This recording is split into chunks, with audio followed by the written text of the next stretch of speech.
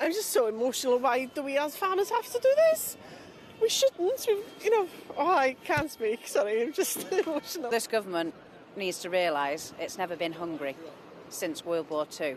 They're going to be hungry because if they keep putting tax on the farmers, it's going to have a massive impact. We work hard. We work 7 days a week, 365 days a year. There's not many farmers along this promenade, I bet if you go and ask, that have a holiday. There are hundreds of farmers gathered outside the Welsh Labour conference at the moment. They arrive, many of them in convoy in farm vehicles, many of them tractors, and they've gathered round the entrance to the conference at the moment, all of them angry at these changes to inheritance tax, which would see farmers paying 20% tax on farms which are worth more than £1 million.